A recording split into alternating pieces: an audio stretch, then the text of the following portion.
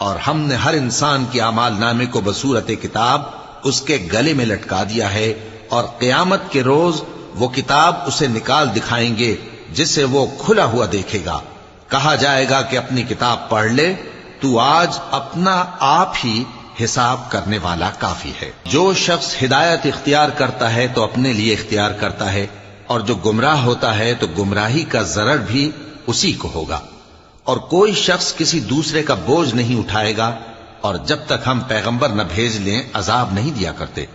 اور جب ہمارا ارادہ کسی بستی کے ہلاک کرنے کا ہوا تو وہاں کے آسودہ لوگوں کو فواحش پر مامور کر دیا، تو وہ نافرمانیاں کرتے رہے، پھر اس پر عذاب کا حکم ثابت ہو گیا اور ہم نے اسے ہلاک کر ڈالا۔